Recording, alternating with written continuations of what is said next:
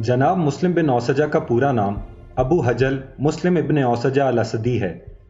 आपका ताल्लुक कूफा में मुकीम कबीला बनी असद से था और अबू हजल आपकी कुनियत है।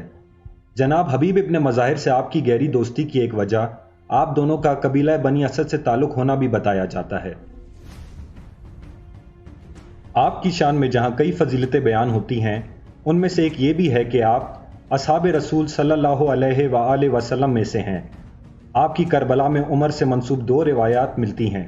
एक ये कि आप 70 साल के थे और दूसरी रिवायत ये कि आप 86 बरस के ज़ईफ़ थे। उबैदुल्लाह इब्न ज़ियाद मलून ने ऐलान करवाया है कि कूफा में रहने वाला हर जवां मर्द अपनी तलवारें, नेज़े, तीर और जो कुछ भी उनके पास सामान जंग है लेकर कूफा से फ़ौरन करबला पहुंचे इमाम हुसैन अलैहिस्सलाम के मुकाबले में, और जिस किसी ने भी हुक्म की खिलाफ वर्जी की और कूफा में नजर आया उसके घर नजर आतिश कर दिए जाएंगे और उनके घर की इज्जत हम पे हलाल होगी। तारीख गवाह है कि मुस्लिम बिन औसजा अकेले इमाम हुसैन अलैहिस्सलाम की नुसरत के लिए कूफा से करबला नहीं गए, बल्कि अपनी बीवी और अपने छोटे बच्चे को भी हमरा लिया और इमाम हुसैन अलैहिस्सलाम की खिदमत में हाजिर हुए और उनके कदमों पे हाथ रखकर चूमते जाते और रोते जाते। फिर मुस्लिम बिन औसजा का किरदार उस रात सामने आता है जिसे शब आशूर कहते हैं। इमाम हुसैन अलैहिस्सलाम ने उमर इब्न साद मलून से इबादत के लिए इसी रात की मोहलत मांगी और साथ ही साथ उनका मकसद ये भी था कि अपने असाब को सूरत हाल से आगाह करें, क्योंकि इमाम हुसैन अलैहिस्सलाम की नजरें देख रही थी कि रोज़े आशूर कलमा गो मुसलमान क्या कयामत बर्पा करने वाले हैं, और इसी वजह से उन्होंने तमाम असाब को जमा किया और फरमाया, कल जंग यकीनी है और ये लोग सिर्फ मेरे खून के प्यासे हैं। मेरा तुम में से जो भी साथ देगा वो मारा जाएगा, इसलिए तुम में से जो कोई भी जाना चाहता हो वो जा सकता है। मैं तुम सब पर से अपनी बैत उठाता हूँ, और अगर तुम में से कोई जाने से पहले ये ख्याल रखता है कि इसमें तुम्हारी शर्मिंदगी होगी तो मैं चराग बुझा देता हूँ ताकि किसी को पता ना चले, और वादा करता हूँ कि रोज़े क़यामत मैं तुम सब की शिफात का जामिन रहूँगा।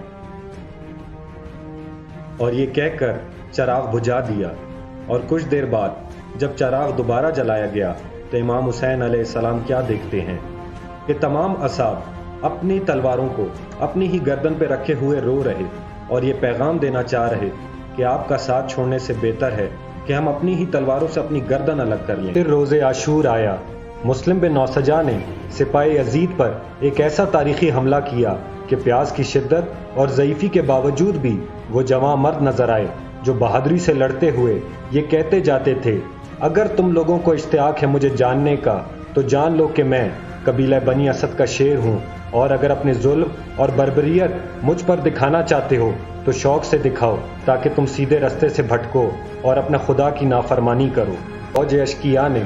मुस्लिम बिन औसजा की दलेराना जंग देखी तो चारों तरफ से उन पर बुज़दिलाना हमला किया। जख्मों से चूर, लड़ते लड़ते जब अपने घोड़े की जीन से ज़मीन पर गिरे और तलवार का कब्जा उनके हाथ से छूटा तो अपनी तमाम तर कुव्वत जमा करके मुस्लिम मैदान करबला से पत्थर उठाते और मारते, और बिलाखिर खून के बहुत ज़्यादा बह जाने की वजह से हिम्मत जवाब दे गई और गिर पड़े। इमाम हुसैन अलैहिस्सलाम ने मुस्लिम का सर अपनी गोद में रखा। हबीब इब्न मज़ाहिर ने कहा, मुस्लिम मेरे भाई, कोई आखिरी वसीयत अपनी ज़ौजा और बच्चे के लिए है तो बताओ। मुस्लिम बिन औसजा, जो कि पहले से इमाम हुसैन अलैहिस्सलाम के चेहरे को देख रहे थे, अपने हाथ की उंगली का इशारा इमाम की तरफ करते हुए कहा, उन्हें छोड़ो हबीब, बस किसी तरह इन्हें बचा लो, और शहीद हो गए। इमाम हुसैन अलैहिस्सलाम ने रोते हुए फरमाया, खुदा आप पे अपनी रहमतें नाजिल फरमाए मुस्लिम इब्न औसजा।